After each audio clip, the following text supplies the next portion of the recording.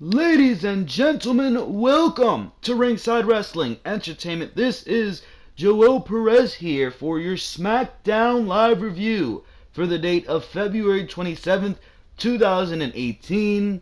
And we were watching Smackdown live here tonight from Los Angeles, California. Of course, the big thing happening on Smackdown Live here tonight was John Cena appearing and pretty much trying to get to WrestleMania through the SmackDown brand, because clearly he failed of getting there through the Raw brand, lost in the Royal Rumble, lost the Elimination Chamber. So he said, you know what, I couldn't do it on Raw, I'll use my status as a free agent to my advantage, and I will try to get to WrestleMania through SmackDown.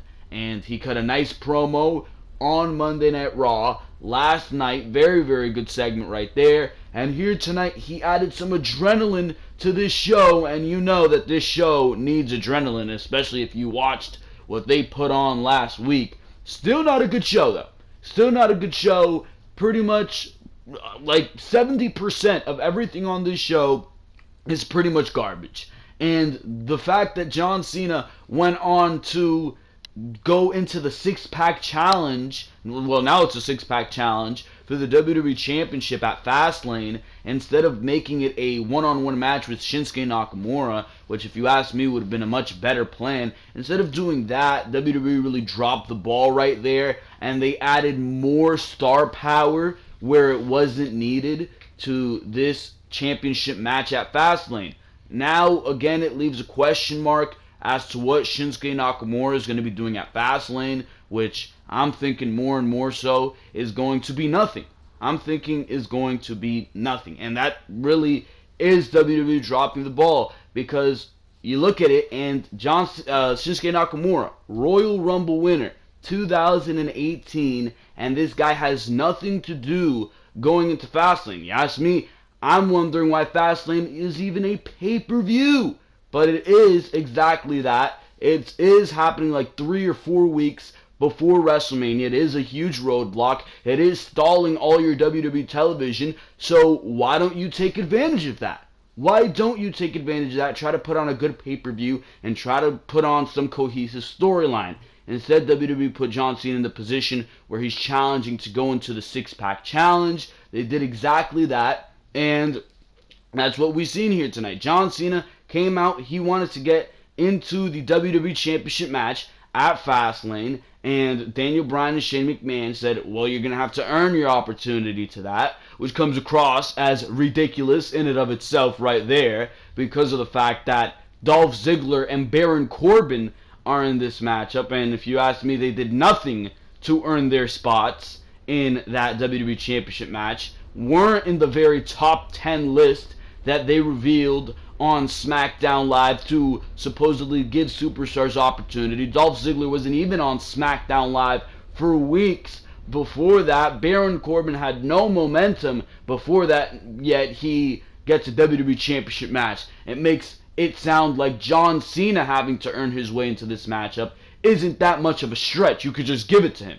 because look at the guys in this matchup, realistically, if you look at it that way. But he did have to earn his opportunity. They did give him that, because SmackDown Live is the quote-unquote land of opportunity, and they did exactly that. There was a nice opening segment.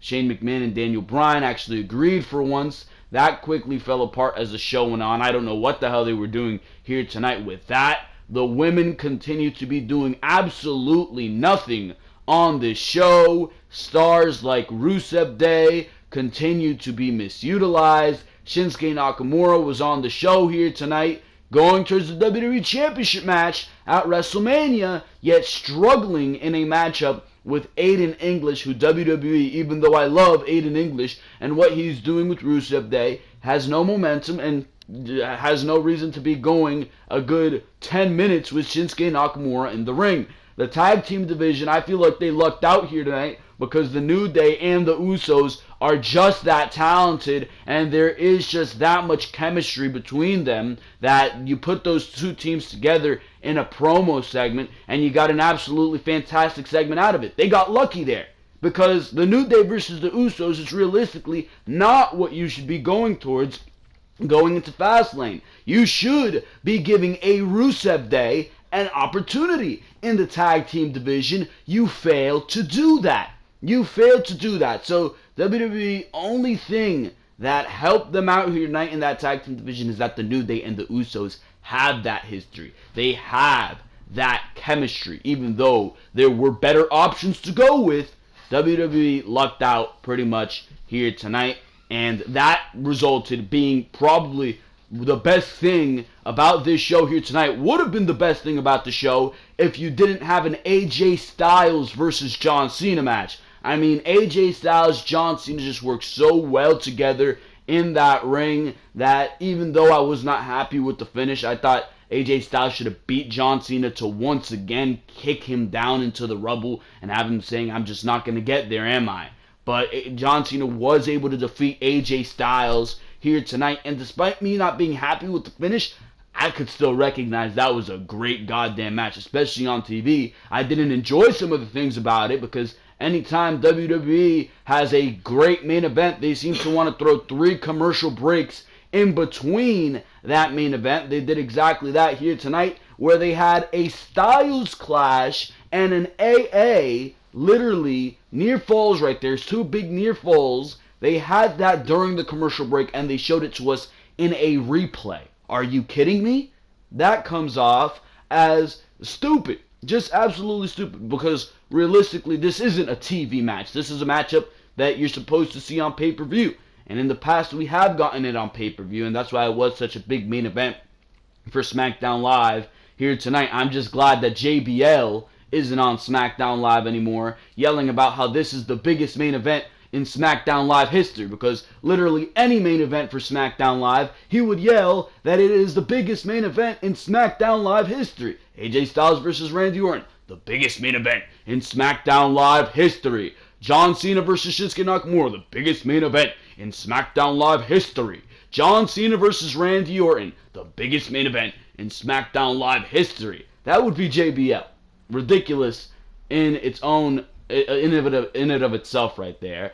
But I mean, that was pretty much what we saw on this show here tonight. No interest in whatever the women are doing whatsoever. I guess I'll go on a little bit of a tangent about that once again this week, because you just can't ignore that. SmackDown Live, you cannot deny the fact that many of the things on this show are fundamentally broken, and most of them do not make sense. But hopefully they can get back rolling into the ballpark. This wasn't the worst edition of SmackDown Live, but a lot of those problems that have been lingering for months upon months continue to appear, and they did not allow this to be a good show. And we will get into more detail on that during this review. For now, ladies and gentlemen, of course, before we do get into the review, I just want to tell you guys to make sure to go check out all the other content on the Ringside Wrestling channel. And of course, the reason I say that is because there is so much other content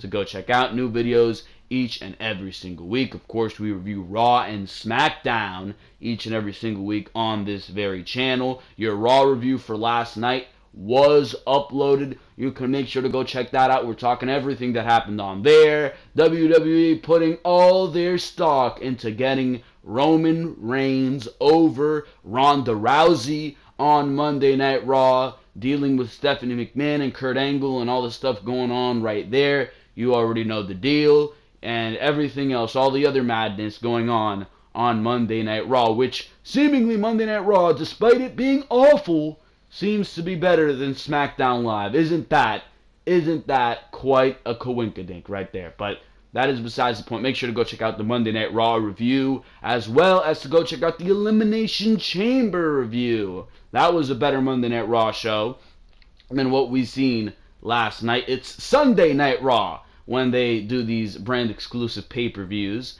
Sunday Night Raw on Sunday. The Elimination Chamber, not a bad pay-per-view by any means, but we saw the predictable outcomes, of course. You should know by now. Roman Reigns wins the Elimination Chamber, and Alexa Bliss retains her WWE Championship, or WWE Women's Championship inside the Chamber as well. But as well as that, we talk about everything else on that show. We talk about the Chamber matches in so much detail. So if you haven't seen that video yet, I highly suggest that you go check out the Elimination Chamber review and results uploaded just this past Sunday. Another thing that was uploaded just this past Sunday was the Behind the Mic episode number 56. That's, of course, where we talk all the news in the WWE. And there was some big news because it's a steroid scandal going around with, you guessed it, Roman Reigns. Could he be missing WrestleMania 34? That we actually have further news, probably on Behind the Mic this weekend, about more superstars being in this steroid scandal as well. So it's going to be interesting to see how WWE handles that situation. But that's for later this week. Make sure to go check out Behind the Mic. No news on the Elimination Chamber. No news on Monday Night Raw, of course, or SmackDown Live. That was pretty much all news having to affect WrestleMania and after WrestleMania. So make sure to go check that out. It was uploaded just this past Sunday, as well as all the other stuff on last week, as well as what's upcoming. We like to do some videos where we're talking about something that's not necessarily pertaining to WWE as the product. It's not mainstream news, but we're talking about it, going on a little bit of a rant right there. We did one last Monday where we were talking about why I believe Braun Strowman should win the Elimination Chamber over Roman Reigns. We go over some valid points right there, so make sure to go check that out if you missed that video, of course, on Monday of last week. But for now, ladies and gentlemen, we're going to go straight into the SmackDown Live review. And SmackDown Live started off here tonight with John Cena addressing what he's going to be doing on SmackDown Live. And he gets added to a matchup with AJ Styles to determine if he will get to the Fastlane pay-per-view for the WWE Championship. So, of course, I'm going to play you guys a segment, and then I'll give you my opinion on it right here on the SmackDown Live review.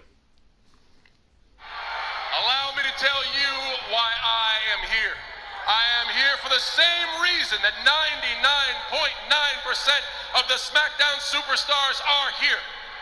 The only one superstar with a guaranteed match at WrestleMania is Shinsuke Nakamura. So I, like almost everyone else, are trying to find our road to WrestleMania. In less than 2 weeks at Fastlane, there's a fatal five-way championship match. I want in.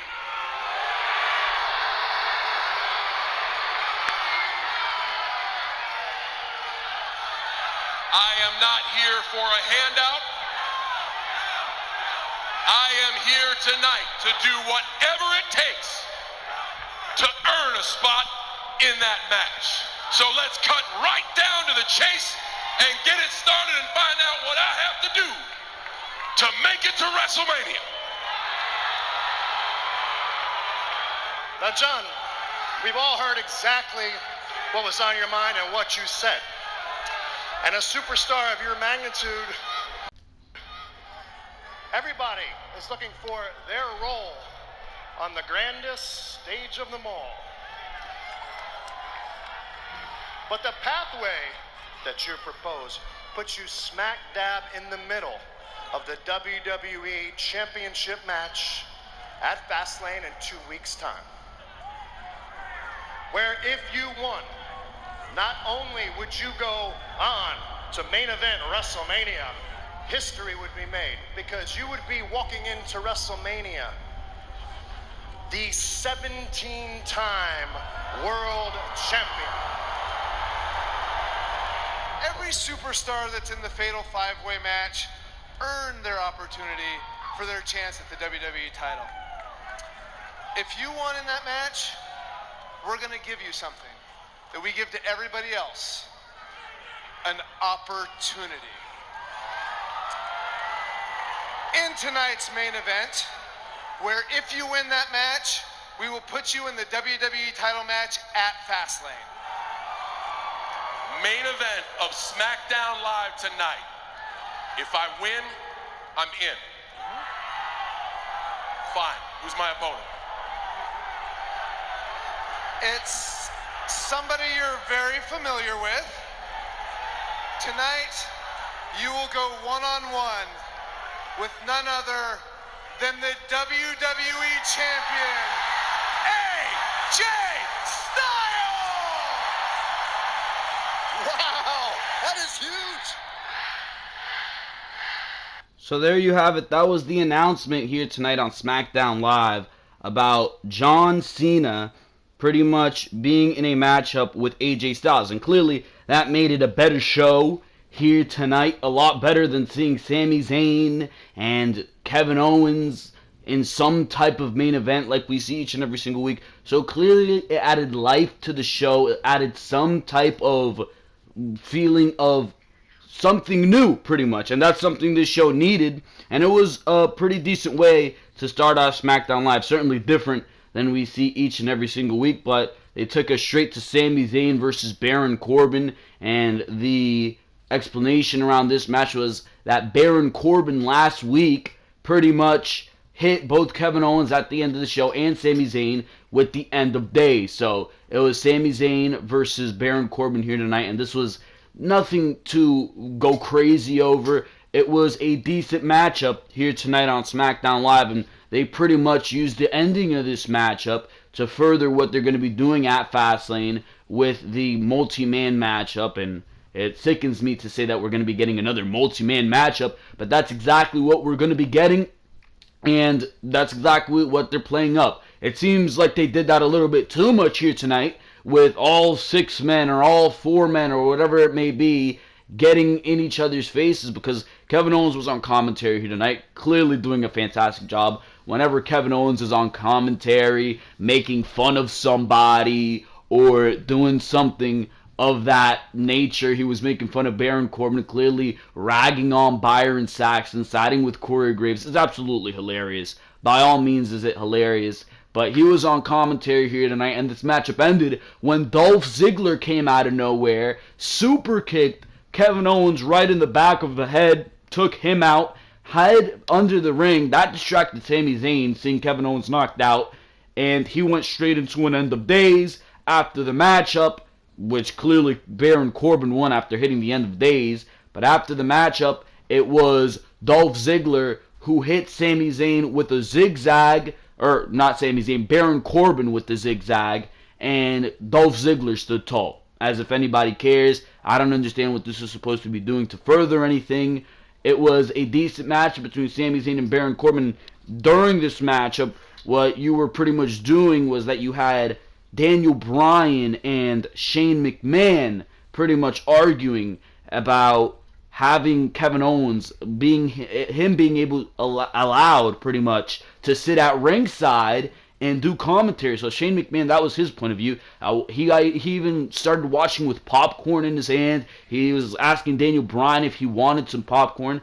Absolutely ridiculous stuff by all means, but I mean, they were just trying to further it, and it continues to be this small build to whatever they're doing between Daniel Bryan and Shane McMahon. It's just going to be interesting to see whether it involves Sami Zayn or Kevin Owens, which at this point, more than likely, unless something happens at Fastlane, which I doubt it will, that's what we're going to be getting. It's going to be Sami Zayn and Kevin Owens, and Daniel Bryan and Shane McMahon are going to get on the same page, and they're going to do something revolving a tag team match with those guys. So Dolph Ziggler, they're making him look, I guess, decent. He's actually being featured on television for the first time in a while. I mean, he signed a $1.5 million contract, so I'm hoping that you're going to be using him.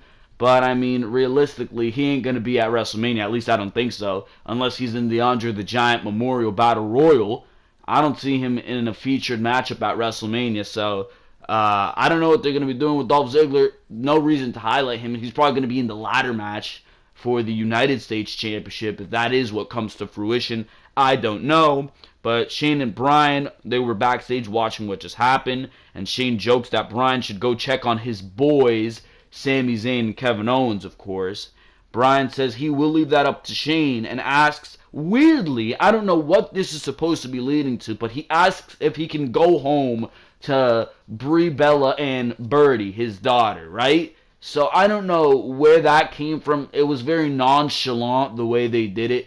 Don't know where it's coming from, but that's where they went with that. So Daniel Bryan was out of the arena, and that led to a backstage segment where Sami Zayn was backstage with Kevin Owens wondering what just happened. Shane McMahon appears, still with popcorn in hand, and he taunts them. Shane says Bryan already left, so they better hurry and catch up because Brie doesn't look like she doesn't like it when they miss dinner. So Shane McMahon with a very joking attitude here tonight against Sami Zayn and Kevin Owens. Don't know where they're going with this, and quite frankly don't care at this point. We go to Ruby Riott versus Naomi. So this is the part of SmackDown Live where you absolutely bury your head in your cell phone. You look away from the television because nothing going on in the women's division, first of all, makes any sense. Second of all, is anything remotely interesting. None of this is intriguing.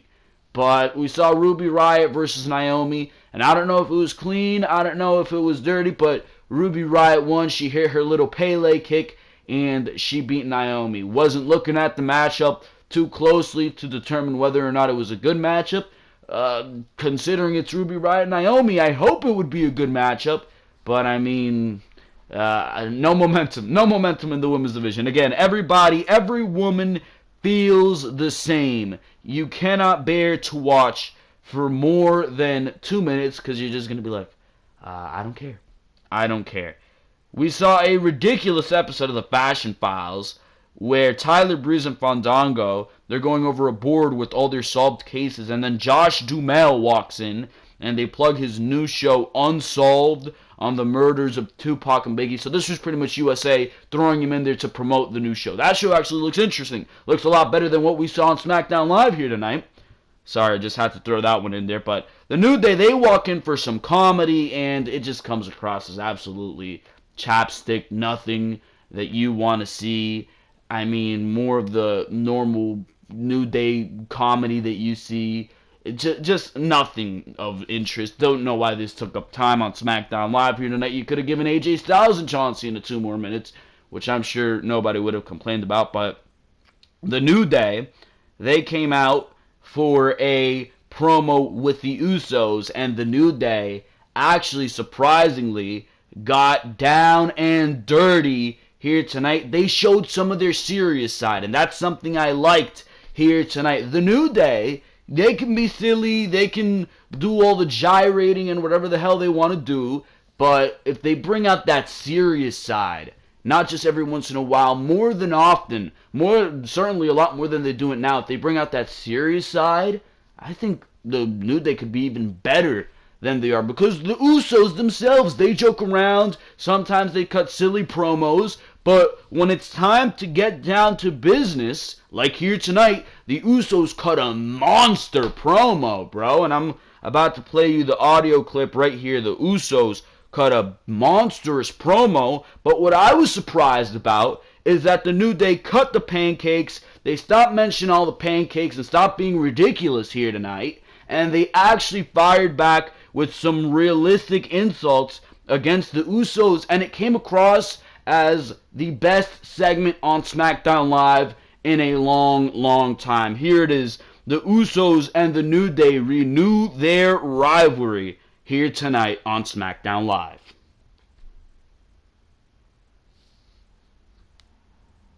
In full swing, your boys, the New Day, are looking to secure our position on the grandest stage of them all.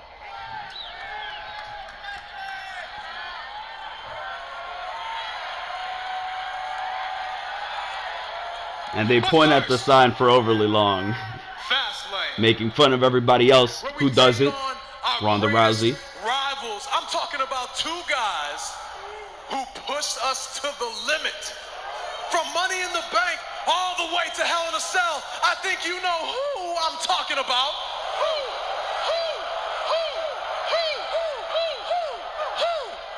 I'm talking about Jay and Jim, the Usos. And oh boy, that rivalry is hotter than my inner thighs in the summer. And in less than 2 weeks, we're going to do it again. Because last week, we defeated Benjamin and Gable in order to become first in line at an opportunity at the WWE World Tag Team Championship. And by the way, an issue that was not addressed was that the New Day won that match dirty. Now everybody knows we respect the Usos. We respect them, no doubt. But this isn't about respect. This is about winning. And at Fastlane, when we win, we gonna make our way down to the Big Easy, New Orleans. We gonna party on Bourbon Street, get to Millie rocking and twerking and swiveling our hips with the entire WWE universe. And do you know why? Because... So, clearly there, the New Day's being ridiculous and all that good stuff, right? But the Usos come out, and they lay down the line. Me and Noose been right here grinding. For the past 9 years, a whole bunch of blood, sweat, and tears been poured right in the middle of this ring, Oos. For the past 9 years, we try to prove to everybody that the Usos belong on WrestleMania. That's just it. WrestleMania. Year after year, we've been getting passed over. New Day versus the Usos, and we about to run right through you like we always do. Yeah, this year, we the MVP. This year, we the first round draft pick. This year, we the all-star team. This year, we the starters. You on the sideline. Yes, sir. That's the difference between you and us. We know how to adapt. We evolve. We move with the game. While y'all sitting there stuck in the past 5 years, the future's standing right in front of you, boy. Fastlane and WrestleMania. Welcome. 5 years? 5 years in the past? Have the two of you lost your mind? We've been at the top where we belong. We've been kicking down doors. We've been breaking barriers. We've been setting records. We hosted WrestleMania when the two of you were in the back eating catering. I love that line, bro. And at Fastlane, we take what is currently yours and become not the one-time, not the two-time, not 3 or 4, but 5-time WWE World Tag Team Champions. And there's not a damn thing either of you can do about it.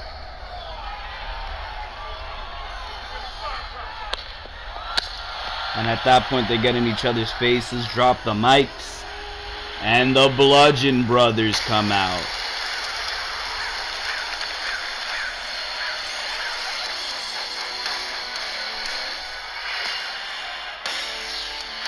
And they pretty much usher out both the New Day and the Usos. That's a crazy statistic, man. Referring back to the promo, the fact that the Usos have been in the WWE for 9 years, and for 9 years, they have not been on a WrestleMania main card. They've been on like the pre-show before, but they have not been on the main card. One thing I didn't like is that the Bludgeon Brothers came out, and what did they come out for? They didn't even have a match. Like, literally, they came out, they didn't beat anybody up, they just walked in the ring, the New Day and the Usos walked out, and they just stood there. We went to commercial break, and I'm thinking, alright, we're going to come back, maybe they'll have a squash match or something like they've been having the past couple weeks. Nope, they just show up, and nothing results of it. That's one thing I didn't like. But as far as this segment, the New Day brought the intensity. The Usos, you expected the New Day to come out with their pancakes and the ridiculous garbage that they put on week after week. That Big E cuts a mean promo, bro. Really good shit from Big E. I love it. But the Usos continue to do what they do so well. This is going to be a great match. No doubt about it. What we've seen between these two teams last year was absolutely fantastic. Hell in a Cell matches. 2 out of 3 falls, I believe, as well. Matches stealing the show on the SummerSlam pre-show in front of pretty much nobody. And that was a mistake on WWE's part, but we're not going to go into that.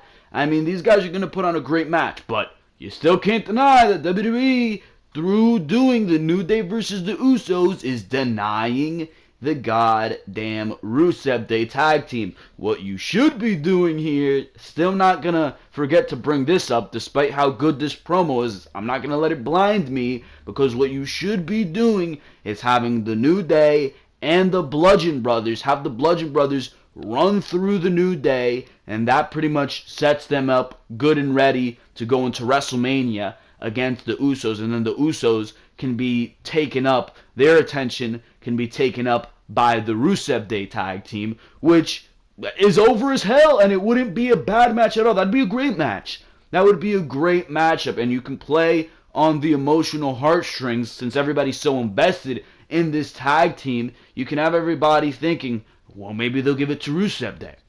Maybe they will give it to Rusev Day since they're so over. Maybe WWE is finally going to listen. But they didn't decide to go that route, and this is still good, but again, you can be doing better. We saw the fantastic promos between the New Day and the Usos already. We should see the New Day getting accelerated and fired up by the Bludgeon Brothers. But this is the way WWE decides to go with it, and it's not turning out so bad now, but when the Rusev Day tag team is neglected, and we have to sit here ranting about the fact that WWE dropped the ball on yet another goddamn act that got itself over. I mean, I forgot to mention this, but during the intro to SmackDown Live, during that beginning segment that I played for you guys, and of course they cut this out of the WWE clip on YouTube, but during that opening segment for SmackDown Live between Cena and McMahon, they were interrupted by Rusev Day chants. And if you remember a couple weeks back, Shane McMahon was interrupted by Rusev Day chants. He said, duly noted. Whatever the hell that's supposed to mean. Well, clearly it's not noted. Clearly it's not noted, because the past 2 weeks, Rusev Day was not on SmackDown Live TV. And on top of that, here tonight, they were on SmackDown Live, and all they did was take an L to Shinsuke Nakamura. Before we did get to that Aiden English versus Shinsuke Nakamura match, though, it was Renee Young backstage with the United States Champion Bobby Roode asking about Fastlane and the match with Randy Orton. I don't think they're going to keep this a one-on-one matchup. I think this is going to be one of those things where WWE pretty much tells you it's a one-on-one matchup, and then like at the pay-per-view or on the pre-show, they announce, oh yeah, Jinder Mahal's in the matchup too now. Some ridiculous crap like that, but if we do see Randy Orton versus Bobby Roode one-on-one, I'm not going against that. That sounds like a good matchup. But as long as these two guys are baby faces, I ain't interested in the feud. They are boring as hell as baby faces. Randy Orton as a heel is absolutely fantastic at what he does. He's great on the microphone. As a babyface, he's boring, he's stale, he's generic, he's every name in the book. But Roode talks about the top 10 list for some reason, and Randy Orton's the only one with common sense. He says it's not about the top 10 list, it's about that championship. That's the only championship in his whatever the hell year career that he hasn't held. And since Bobby Roode's the guy he needs to get through to get that championship, well, Bobby Roode is taking an L at Fastlane. So that's pretty much what Randy Orton had to say. It's going to be a good matchup if they keep it one-on-one, but I do think they're going to insert Jinder Mahal in there. Maybe it's going to be a triple threat at WrestleMania. Maybe they'll do the 6-man ladder match and get everybody on the show, get the Dolph Ziggler, get the Baron Corbin in there as well. I have no idea, but we move on to Aiden English versus Shinsuke Nakamura. And this matchup was nothing too special, nothing to go crazy about. Clearly, it had no build. There was literally a little backstage segment where Aiden English entered Shane McMahon's office asking that Rusev Day get a matchup, and he put them in this matchup. So Nakamura won. It lasted too long because Aiden English has no momentum. Aiden English had no momentum. So realistically, Nakamura should be running through this guy who was doing it in NXT. What's so hard about it on the main roster? But nope, that was not the case. It was Nakamura beating English with the Kinshasa. But besides that, nothing too special. After the match, Rusev looked disappointed, and we went to John Cena versus AJ Styles. They gave this matchup a lot of time. And what happened? As Nakamura is celebrating, John Cena makes the entrance, hits the ring, and they both look up and point at the WrestleMania sign, clearly teasing the fact that John Cena might be WWE Champion by the time we reach WrestleMania. Hopefully WWE does not go that route. I highly doubt that they will. But we do go to John Cena versus AJ Styles, and this was a damn good matchup, especially for TV. I mean, you saw what AJ Styles and John Cena did at the Royal Rumble just last year in January, and they did the same thing here tonight. They did a lot of the same spots, is also what I'm referring to right there. There was a great spot where John Cena put AJ Styles through the table, and there was a spot where John Cena ran into the steel steps. They played up the fact that John Cena was going to win by countout. Then, with AJ Styles taking an AA through the table, you damn sure think that John Cena won this matchup by countout. And it would have been a better way to end it if you ask me, because you don't have to pin your WWE champion. But of course, WWE doesn't go that route. There were like 30 AAs, bro. The Attitude Adjustment must be the worst finisher in the WWE, because AJ Styles kicked out of like 3 of them in this matchup. Absolutely ridiculous. And John Cena, like I said, took a Styles Clash during the commercial break. Took a phenomenal forearm. I don't like it. I think they're turning the phenomenal forearm back into a 2-count move. The phenomenal forearm should be a 3-count move. I liked it when it was a 3-count move, that it was an alternative finisher for AJ Styles. But even in the matchup we saw last week, it took 2 phenomenal forearms for AJ Styles to beat Baron Corbin. I don't like that at all. Don't like that at all. I like the Styles Clash, or not the Styles Clash, the phenomenal forearm as a finisher, because the Styles Clash, you're not going to hit that on everybody. Now, AJ Styles did hit that during this matchup, but it was during the commercial break, like I mentioned earlier. But that's besides the point. This was a great matchup. AA after AA, big move after big move, but in the end, it did result in a win by John Cena. As soon as AJ Styles got back in the ring, they tangoed around a little bit more, and it took one final AA for the win. John Cena is going to the Fastlane pay-per-view. Like I said earlier in the review, I did not agree with this decision wholeheartedly. I think it should be Nakamura versus Cena, but of course WWE did not go that route, and it looks like Cena is going to go into the 6-man matchup, but he's clearly not going to win that. My winner to win that better be AJ Styles, because that is what you need to do. Nakamura and Styles going into WrestleMania. But for now, ladies and gentlemen, that is all I got for you right here on the SmackDown Live Review. Make sure to go check out all the other content on the Ringside Wrestling channel. Make sure to like, make sure to comment, make sure to subscribe, make sure to, of course, leave all your good thoughts in the comment section below, and the last 10 videos are in the description. So for now, this has been Joel Perez, and I am out of here. Thank you very, very much for watching this video. I will see you next time right here on Ringside Wrestling.